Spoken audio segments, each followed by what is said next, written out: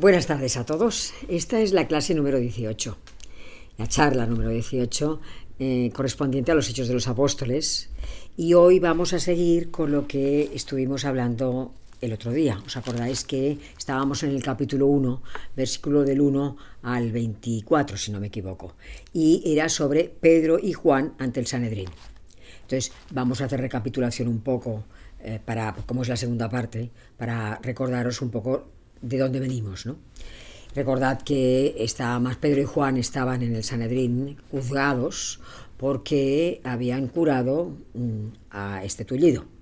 Entonces, lo primero que hacen el Sanedrín en pleno es preguntarle en nombre de quién y con el poder de qué persona habéis hecho vosotros este suceso, ha ocurrido esto, ¿no?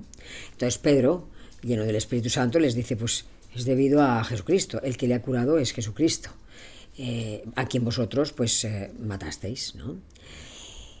Y entonces recordad que, claro, se produce un problema, ¿no? Porque ellos no podían negar para nada que estaba allí el tullido, porque el tullido estaba como testigo de todo lo que había ocurrido. Entonces no podían manipular ni decir es que esto no ha sido verdad o ha sido algo ficticio o lo que sea, no, allí estaba la persona que había sido curada y el pueblo lo estaba viendo. Entonces se encontraban con un dilema grande. El dilema era qué hacer con este asunto. Porque si decían que reconocían que Jesucristo había sido el que había curado a este tullido a través de Pedro y Juan, estaban reconociendo que se habían equivocado desde el principio y que habían matado a una persona inocente. Si por el contrario no aceptaban, condenaban a estas personas, a Pedro y a Juan, tenían miedo del pueblo, de que el pueblo se soliviantase. O se soliviantaba el pueblo, o ellos tenían miedo de perder influencia delante del pueblo si reconocían que Jesucristo había sido el autor de la curación. Entonces, ¿qué hacer? ¿Qué hacer? Entonces, claro, optaron por una cosa intermedia. Decidieron decir, vamos a hacer lo siguiente, vamos a dejarlos libres, pero con una condición.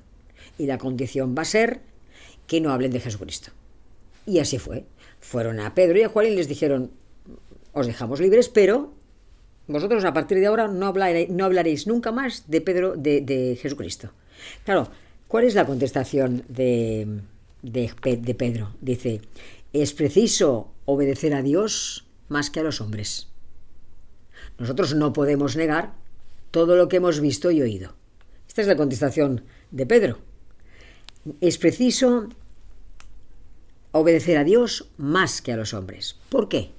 Obedecer a Dios más que a los hombres, ¿en qué sentido? O sea, obedecer a Dios, ¿en qué sentido? Pues porque cuando Jesucristo resucita, lo tenemos en el Evangelio de Mateo, capítulo 28, a partir del versículo 19, Jesucristo les dijo, id y haced discípulos a todas las gentes. O sea, el mensaje es id y haced discípulos a la gente, bautizándoles en el nombre del Padre, del Hijo y del Espíritu Santo, y enseñándoles, o sea, haced discípulos, bautizadles y enseñadles todo lo que yo os he sentido, aguardar todo lo que yo os he mandado, y yo estaré con vosotros todos los días hasta el final de los tiempos. Claro, por esta razón, Pedro dice, es que es preciso obedecer a Dios antes que a los hombres. No podemos nosotros negar lo que hemos visto y oído. Entonces, le regañan un poco más y al final los dejan libres. Y ellos se van con los suyos. Entonces, veremos el próximo día lo que ocurrió, ¿no? Pero bueno, quería explicaros una cosa un poco más, para que veáis también la relación, veáis un poco más, relacionáis el Evangelio, tanto de Mateo como de Juan, con este suceso que acaba de pasar. Y vamos entonces al capítulo 23 de San Mateo, capítulo 23 de San Mateo, versículo 13. Capítulo 23 de San Mateo, versículo 13. ¿Qué dice? Dice, ay de vosotros, escribas y fariseos hipócritas, que cerráis a los hombres el reino de los cielos. Vosotros ciertamente no entráis, y a los que están intentando entrar, no les dejáis entrar. O sea, en resumen, no hacéis ni dejáis hacer. Vosotros no queréis saber nada de Jesucristo, no queréis nada saber de su doctrina, para nada.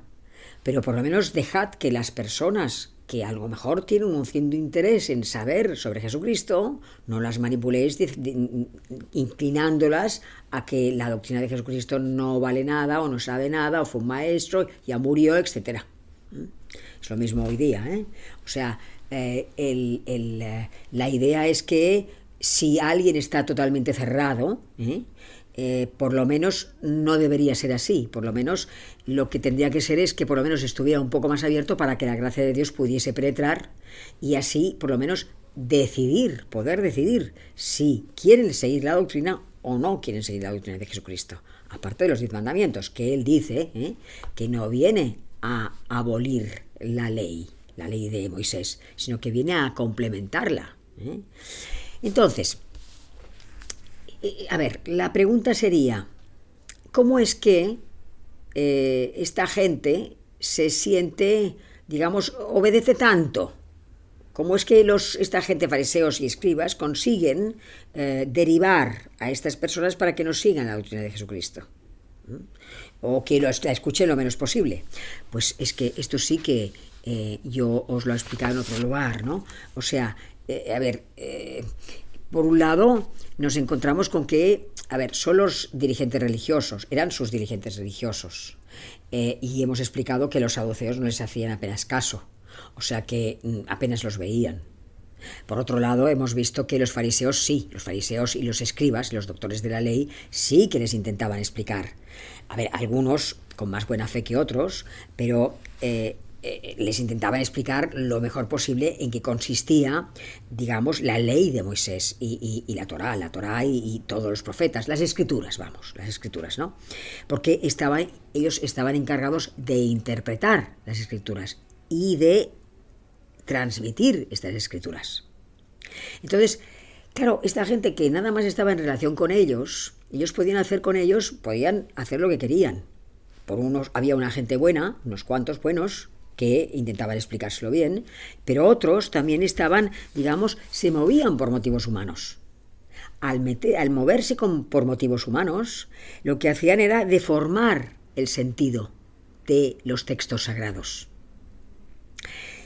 No os olvidéis que para que podamos entender los textos sagrados bien, para que podamos entender a Jesucristo bien, es necesario tener una voluntad recta.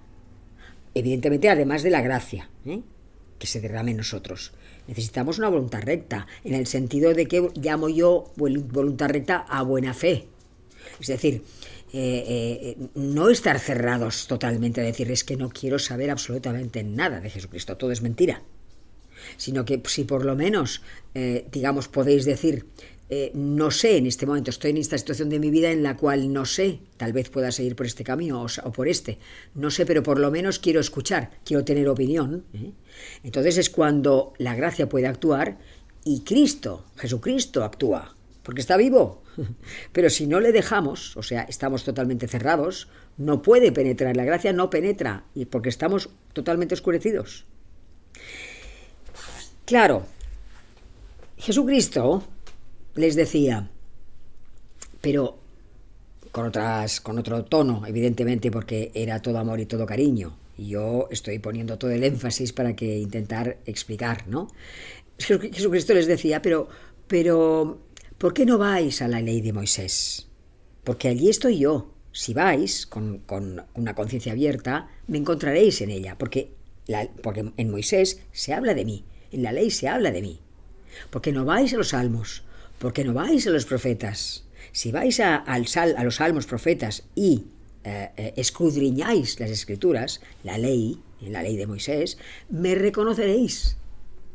Pero es lo que digo, o sea, estaban movidos por motivos humanos y deformaban el sentido de los textos sagrados.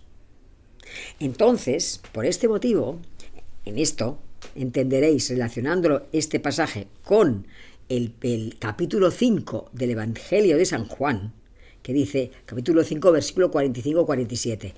A propósito de esto, de que no le creen y no le hacen caso y todo esto, Jesucristo dice, no penséis que yo os voy a acusar delante del Padre. O sea, cuando llegue el momento de la verdad, yo no seré el acusador delante del Padre, sino que vuestro acusador es Moisés. Es decir, en el momento en que vosotros os encontréis con Dios y veáis que no me habéis reconocido,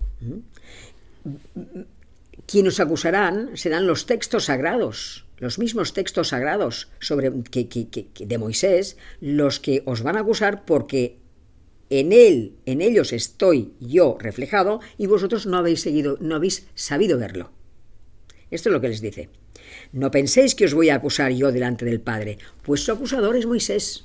O sea, no es Moisés, claro, no es Moisés que ya está con Dios, no es San Moisés, que ya está en la vida eterna, ¿no? Con Dios, sino que serán los textos sagrados dados por Dios a Moisés los que les van a explicar a las personas que no han sabido ver a Jesucristo en ellos, ¿no?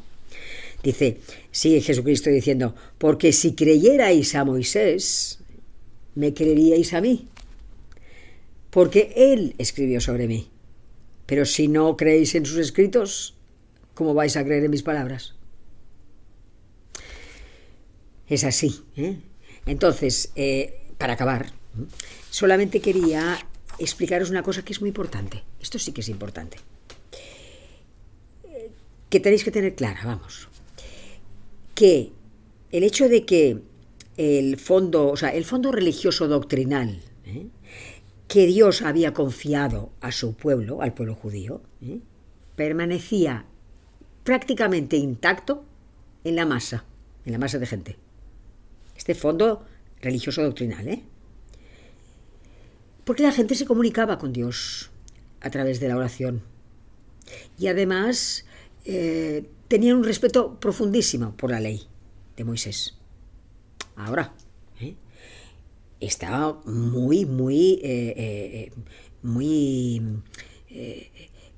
era espeso todo el asunto, porque estaban, digamos, apretujados entre dos tendencias. Por un lado estaban los fariseos que decían que creían en la vida después de la muerte y en la resurrección de los muertos, y por otro lado sabían que los saduceos no creían en la resurrección de los muertos. Estaba el absolutismo de Herodes, en este caso Herodes Antipas, no Herodes el Grande, era Herodes Antipas, el hijo de Herodes el Grande, ¿no? Estaban las luchas entre los príncipes judíos, y estaba además la influencia del poder de Roma, porque Roma estaba allí. Entonces, con todo esto, todo este caldo de cultivo, ellos iban tirando, pero que quede claro que Dios no permitió nunca, que hizo que este fundamento religioso doctrinal, que había sido transmitido, permaneciese prácticamente intacto, como he dicho antes, en la masa. Y entonces entenderéis la razón por la cual fue tan bien acogido Jesucristo en la época. Porque Dios eso os dará una idea. Porque claro, la predicación del Evangelio, como era su doctrina, como era él, lo que explicaba, era totalmente distinto de lo que habían oído toda la vida. Entonces, aquello fue cogido, pues, digamos, tomado por las personas que lo escuchaban como un balón de oxígeno, porque estaban apretados por todas partes, por toda esta serie de cosas que os acabo de explicar.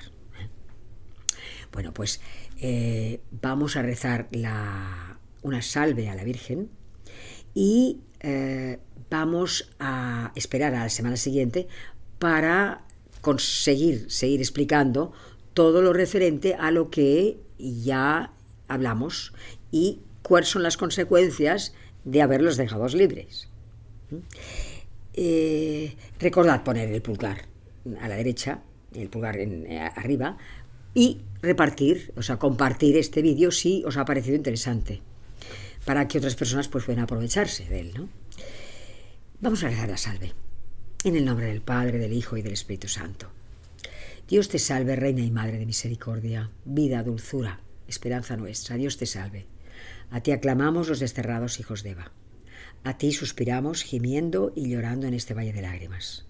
Ea pues, Señora, abogada nuestra, vuelve a nosotros tus ojos misericordiosos, y después de este destierro muéstranos a Jesús, fruto bendito de tu vientre.